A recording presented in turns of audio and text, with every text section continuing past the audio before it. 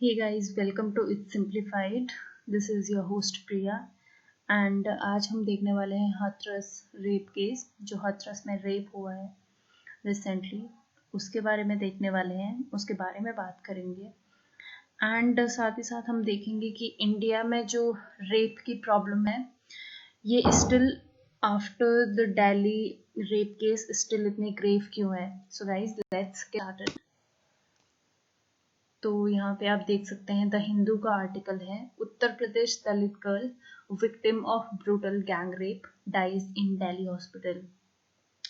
14 सितंबर को रेप हुआ था एंड 29 सितंबर को दिल्ली के हॉस्पिटल में जो ये लड़की हैं इनकी डेथ हो गई है। तो अब ये केस के बारे में बात करते हैं। तो हाथरस एक विलेज है उत्तर प्रदेश में। यहाँ पर अपर कास्ट एंड जो दलित हैं वो लोग रहते हैं। तो 14 सितंबर को जो ये 19 ईयर ओल्ड जो गर्ल है जिनका रेप हुआ है वो अपनी मदर के साथ गई हुई थी फील्ड्स में, जो गायों के लिए चारा लेने के लिए, घास लेने के लिए। तो वहाँ पे ये अपनी मदर से थोड़ा दूर थी। तो वहाँ पे जो 4 अपर कास्ट मैन हैं वो आए, इनको वहाँ से दूर ले गए और इनके साथ ब्रूटली गैंग रेप किया गया। उसके बाद इन्हें बहुत मारा उन्होंने, जिसकी वजह से इनकी स्पाइनल कॉर्ड में 3-4 जगह पर इंजरीज हो गई एंड स्पाइनल कॉर्ड जो है इनकी वो ब्रोक हो गई, जिसकी वजह से जो ये लड़की हैं उनको पैरालिसिस हो गया। उसके बाद इन लोगों ने ये यहीं नहीं रुके, इसके बाद इन्होंने इन्हीं के दुपट्टे से, जो लड़की थी उसी के दुपट्टे से उसके गले को बांधा एंड अराउंड 50 to 60 मीटर्स इसको खेतों में घसीटते रहे, जिसकी वजह से इनकी कंडीशन और ख़राब हो गई। इसके बाद जो गांव में जो अपर कास्ट एंड जो दलित वाला ये लोअर एंड मिडिल का अपर कास्ट वाला सीन है, ये पहले से ही था गांव में, but for the first time जो ये फैमिली थी इसको रियलाइज हुआ जब इनके साथ चीज़ें हुई। तो जब इसके बाद जो इनकी मदर हैं उन्होंने इनको ढूंढा तो इनको ये ऐसी कंडीशन में मिली। तो उसके बाद ये इनको पुलिस स्टेशन लेके गई, जो इनकी मदर थी और इनके ब्रदर दोनों मिलके पुलिस स्टेशन इनको लेके गए। पुलिस ने इनिशियली इनकार कर दिया कोई भी केस फाइल करने से। उन्होंने कहा कि हमें पहले रिपोर्ट फॉरेंसिक को भेजनी पड़ेगी, उसके बाद हम जो केस है वो फाइल करेंगे, उससे पहले हम केस फाइल नहीं करेंगे। केस तभी फाइल किया गया पुलिस के द्वारा जब जो गर्ल थी उनकी हालत थोड़ी स्टेबल हुई और उन्होंने खुद बयान दिया, जो ये 4 लोग थे उनके खिलाफ, तब जाके ही पुलिस ने केस रजिस्टर किया है। तो आप इसमें देख सकते हैं कि कितना इर्रेस्पॉन्सिबली पुलिस ने बिहेव किया है। सामने एक जो रेप्ड विक्टिम है वो है एंड पुलिस स्टिल एडमिट करने को तैयार नहीं है, केस फाइल तक करने को तैयार नहीं है।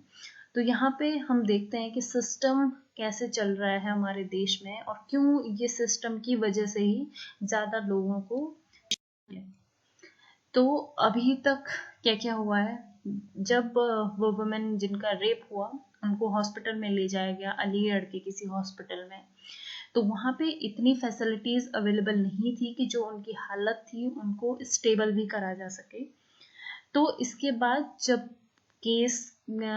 केस की खबर जब बड़े लेवल पे पहुंचने लगी तो उसके बाद जो विक्टिम थी उनको दिल्ली शिफ्ट किया गया एक हॉस्पिटल में।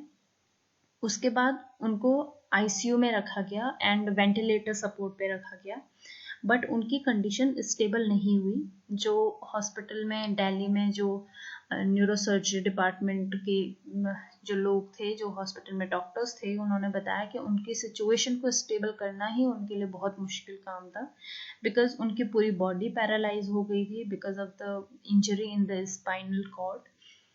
उसके बाद 29 सितंबर को, 14 से 29 सितंबर तक कैसे न कैसे करके उन्होंने सर्वाइव किया, बट 29 सितंबर को उनकी डेथ हो गई है दिल्ली के हॉस्पिटल में। जो 4 अक्यूज्ड हैं इस केस में, संदीप, रामू, लवकुश एंड रवि, इन चारों को पुलिस ने अरेस्ट कर लिया है हाथरस से ही और मर्डर एंड गैंग रेप के चार्जेस इन पे अभी लगाए गए हैं। तो ये जो केस है इसमें जो ब्रुटैलिटी दिखाई गई है, जो रेपिस्ट हैं उनके द्वारा। तो ये हमें फर्स्ट टाइम नहीं है इंडिया में कि फॉर द फर्स्ट टाइम कि हमने ऐसा कुछ देखा हो। इंडिया में लोगों को आदत हो चुकी है ये सब देखने की, from Delhi rape case to Hyderabad rape case to now this. हमने बहुत सारी चीजें देखी हैं, from 8 month old babies to 100 year old women, यहाँ पे सबके रेप होते हैं। And that's why India has been ranked as a #1 country and or we can say the worst country for women in the world। तो जब women की safety की बात आती है तो इंडिया सबसे वर्स्ट कंट्री है। यहाँ पे वुमेन बिल्कुल भी सेफ नहीं है। जो डॉटर्स हैं उनको घर से बाहर जाने में डर लगता है, बिकॉज सबको बताया जाता है कि तुम्हारा एनवायरनमेंट सेफ नहीं है, जो लोग तुम्हारे अगल बगल रहते हैं वो जरूरी नहीं है कि तुम्हारे भले के लिए सोचें या तुम्हारे अच्छे के लिए सोचें। तो सिचुएशन अभी भी इंडिया में बहुत खराब है। 2012 में जब दिल्ली रेप केस हुआ था उसके बाद सबको लगा था कि मे बी सिस्टम अब चेंज होगा। जब इतने मास लेवल पे प्रोटेस्ट हुए थे ऑल ओवर द कंट्री, तो सबको लगा था कि finally system will change, but system तब भी चेंज नहीं हुआ एंड सिस्टम अभी भी चेंज नहीं हो रहा है। इतने सालों बाद भी किसी भी जो गर्ल्स हैं रेप केसेस बढ़ते जा रहे हैं। एंड इंडिया में सिचुएशन अभी ये है कि 2017 का अगर हम डेटा देखें तो 93% ऑफ द केसेस, तो अभी जो 2017 का डेटा है उसके अकॉर्डिंग जो 93% रेप केसेस हैं इंडिया में जो होते हैं वो ऐसे नहीं होते हैं कि कोई बाहर वाला आके रेप करे। वो वही होते हैं कि जो हमारे मेंबर्स हैं, फैमिली मेंबर्स हैं, फ्रेंड्स हैं, नेबर्स हैं और गांव में जो हमारे अगल बगल रहते हैं, एम्प्लॉयर्स हैं, एम्प्लॉयज हैं, सब जो ऐसे लोग हैं जिन्हें हमने कभी ना कभी देखा है या हमारे अगल बगल रहे हैं, वो सब लोग ही जो 93% केसेस में है वो रेपिस्ट होते हैं। तो इंडिया का जो सिचुएशन है अभी वुमेन सेफ्टी को लेके वो सबसे खराब है दुनिया में। एंड इस चीज के लिए हम खुद जिम्मेदार हैं, हमारी सोसाइटी खुद जिम्मेदार है। तो अभी देखेंगे कि आखिर कॉजेज क्या क्या हैं और क्यों इंडिया में कंटिन्यूअस रेप होते रहते हैं। Around according to some data एक दिन में इंडिया में अराउंड 90 रेप केसेस होते हैं। तो देखेंगे हम कि इतनी सिचुएशन खराब क्यों है। तो here are some reasons of India's sexual violence problem। सबसे फर्स्ट है पुलिस सिस्टम।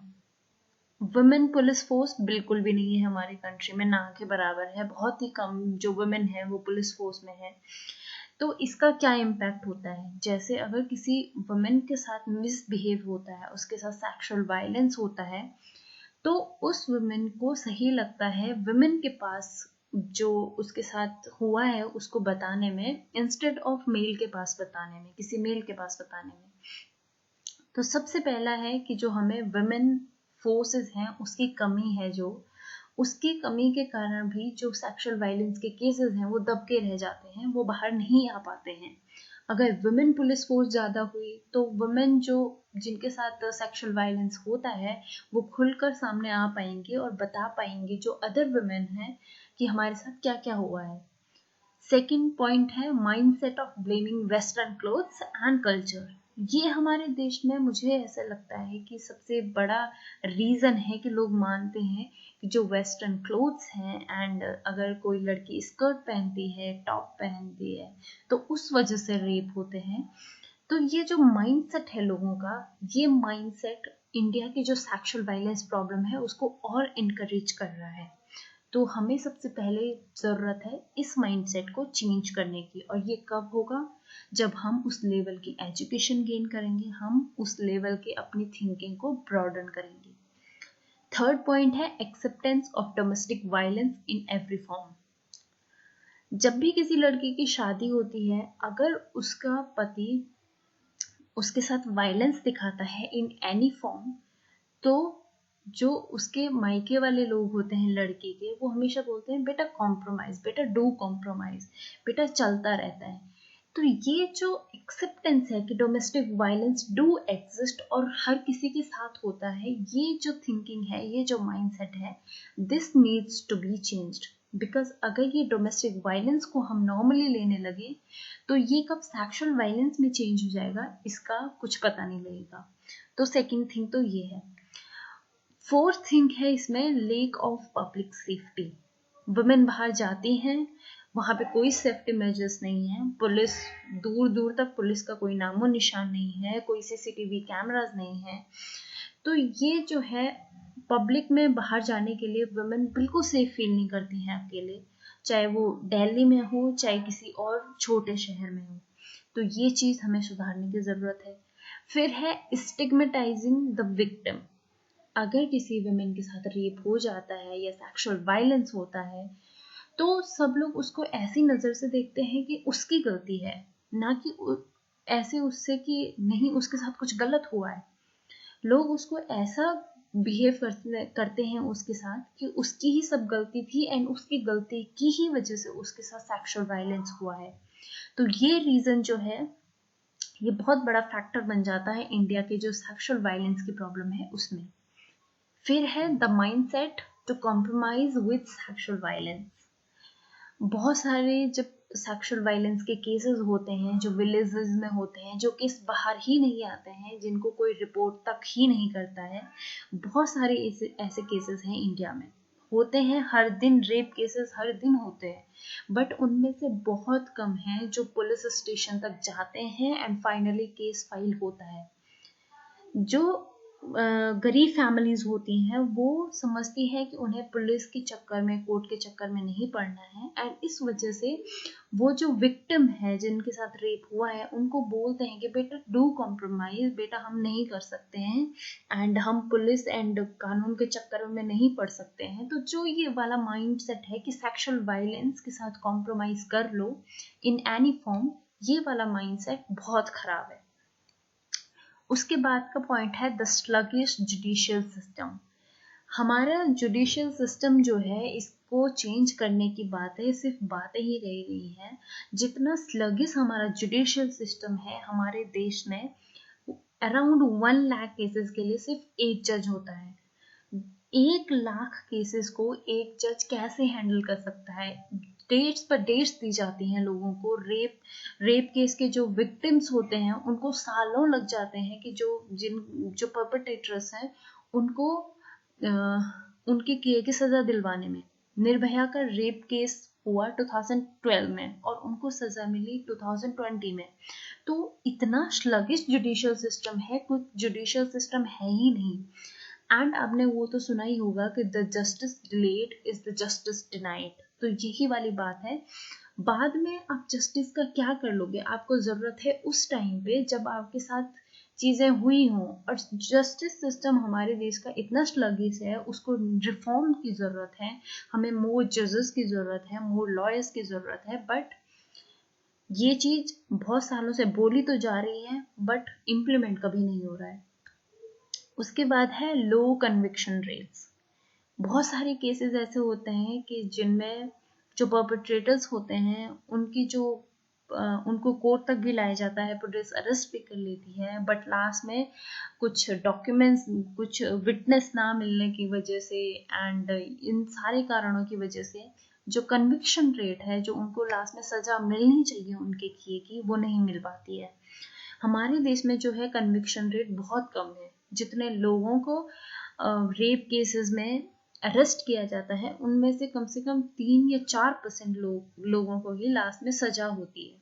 तो इतना लो कन्विक्शन रेट है कि सबको लगता है कि हाँ हम कुछ भी कर लेंगे तो लास्ट में बच ही जाएंगे। उसके बाद है patriarchal society and low status of women. ये चीज जो है ये सबसे बड़ा फैक्टर है मेरे नजरिए से कि जो इंडिया की सेक्सुअल वायलेंस प्रॉब्लम है इसको मोटिवेट कर रहा है। और बिकॉज हमारी सोसाइटी ये है, हमारी सोसाइटी हमेशा समझती है कि जो मेल है वो हमेशा डोमिनेंट होना चाहिए, चाहे फैमिली में हो चाहे सोसाइटी में हो। हमारी जो सोसाइटी है वो प्रेफर करती है a boy child rather than a girl child. तो ये जब हम प्रेफर करने लगते हैं कि नहीं हमें बॉय चाइल्ड चाहिए instead of a girl child, उसी टाइम जो ये हमारी थिंकिंग है गर्ल्स को नीचा दिखाने की, ये स्टार्ट हो जाती है। एंड ये जो हमारी थिंकिंग है, ये जो माइंडसेट है, ये आज का बना हुआ माइंडसेट नहीं है। ये माइंडसेट जो हमारा बना हुआ है, ये पुश्तों से आ रहा है एंड हमारे माइंड्स में इसको डीपली इसको फेड कर दिया गया है कि women are always of low status and women are inferior to men. तो ये जो अगर थिंकिंग है, अगर हम ये चेंज कर पाए अपने आने वाली जनरेशन्स में, जो बच्चे अभी स्कूल्स में पढ़ रहे हैं, उनका माइंडसेट अगर हम वुमेन के प्रति चेंज कर पाए, अगर हम वुमेन को भी दिखा पाए कि वो इक्वल स्टेटस रखती हैं as equal of men, then ये जो सेक्सुअल वायलेंस वाला प्रॉब्लम है, ये कहीं ना कहीं हम काबू कर सकते हैं इंडिया में। तो अभी हम देखेंगे कि अभी जैसे हाथरस में रेप केस हुआ, इससे पहले हैदराबाद में रेप केस हुआ था, इससे पहले कठुआ में रेप केस हुआ, उससे पहले बहुत ज्यादा रेप केस हुए। रेप केस एक ऐसी चीज है इंडिया में जो आए दिन होते रहते हैं एंड हर दिन न्यूज़पेपर में कहीं ना कहीं आपको मिल ही जाएगा, आज यहाँ पे रेप केस हो गया है, यहाँ पे रेप केस हो गया है। बट जैसे ही कोई रेप केस होता है एंड वो रेप केस अगर लाइमलाइट में आ जाता है एंड न्यूज में आ जाता है, बहुत सारे रेप केसेस ऐसे होते हैं जो होते हैं बट किसी को पता ही नहीं लगता कि कुछ हुआ भी है देश में।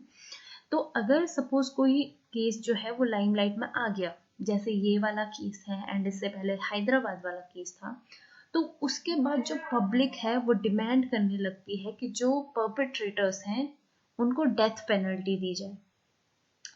तो डेथ पेनल्टी कहाँ तक जस्टिफाइड है और क्या ये सोल्यूशन है भी इस प्रॉब्लम का या नहीं, तो ये हम देखेंगे अभी, इसके बारे में पूरा डिस्कस करेंगे।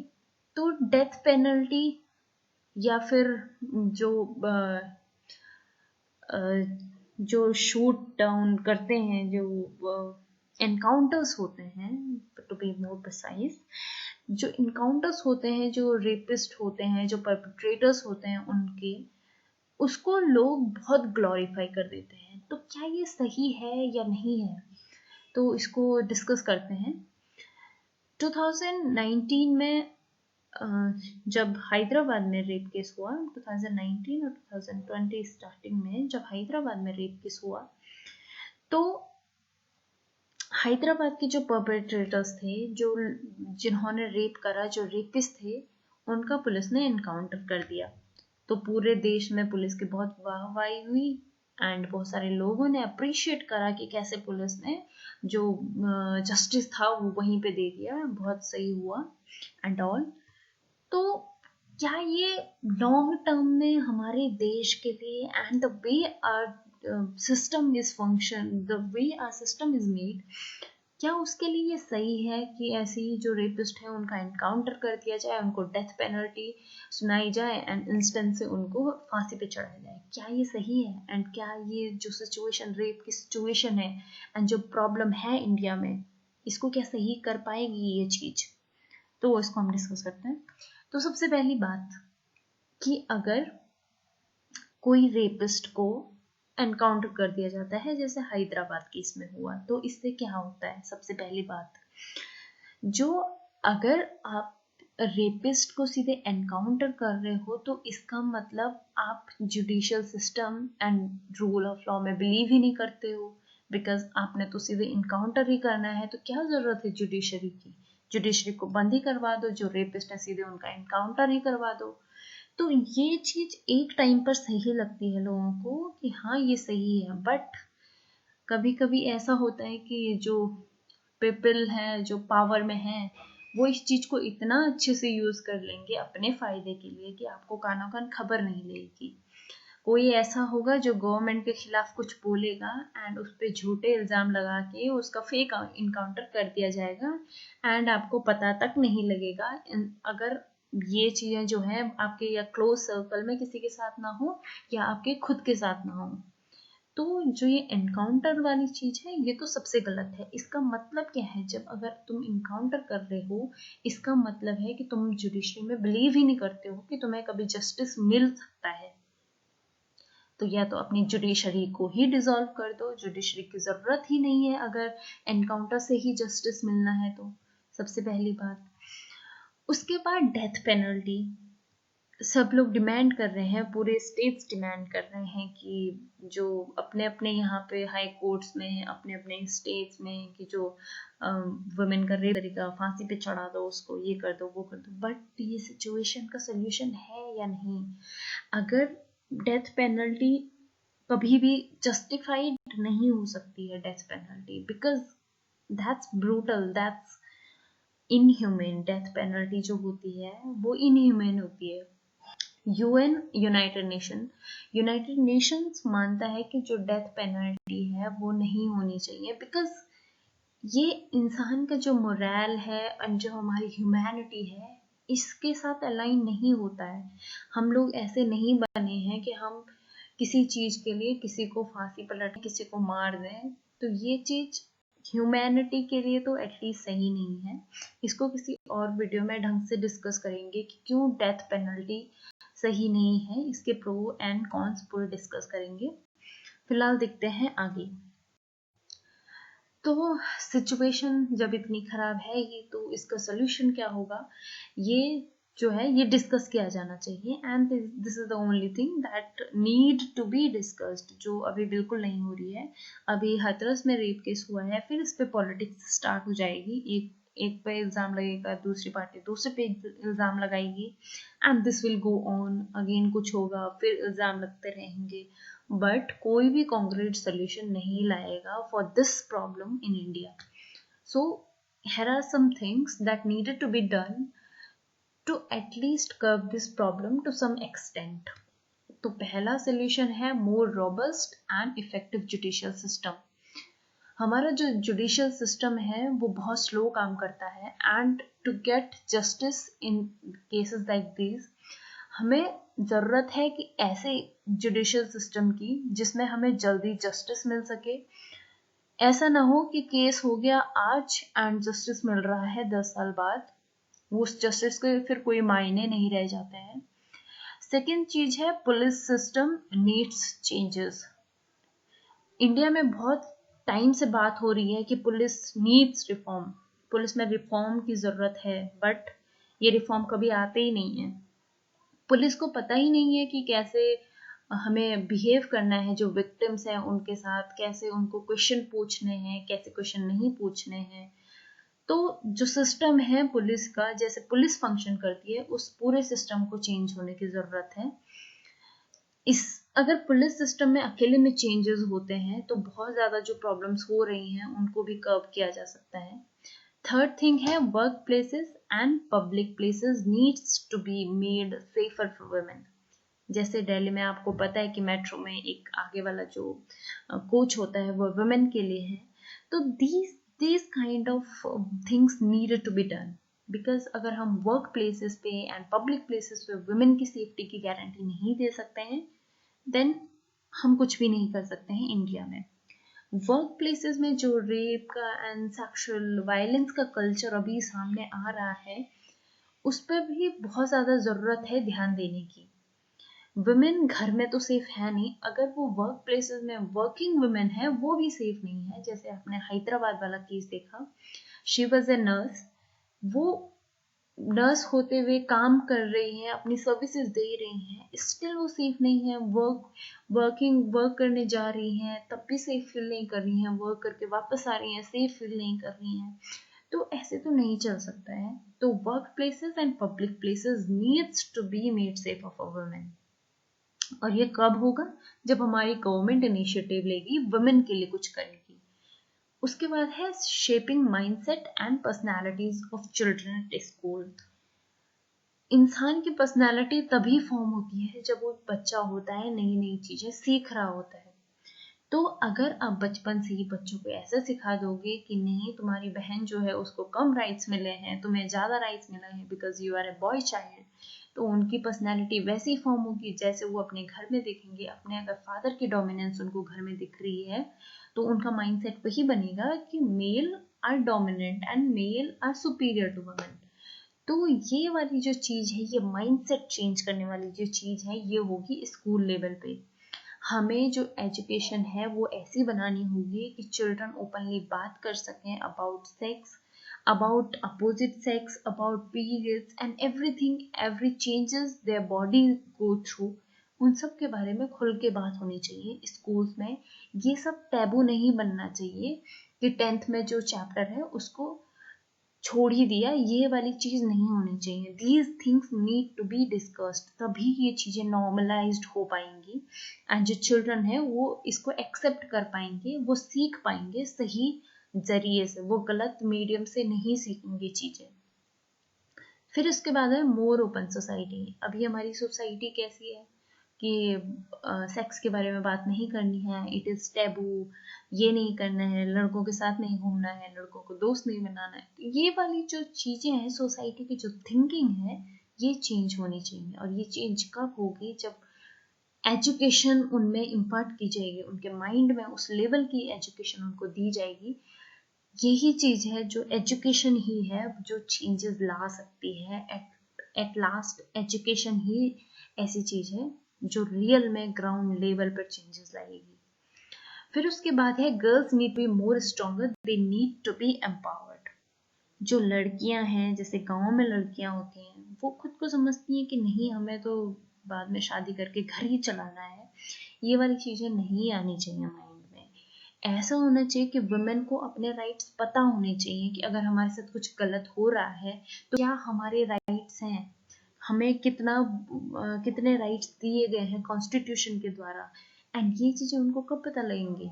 जब वो सेकेंडरी एजुकेशन में जाएंगी, जब वो हायर एजुकेशन गेन करेंगे, तभी ये चीजें जो वुमेन है उनको पता लगेंगी, तभी वो एम्पावर्ड फील करेंगी, तभी वो बोल पाएंगे राइट्स के लिए। उसके बाद है education system that can taught what is wrong and what is right.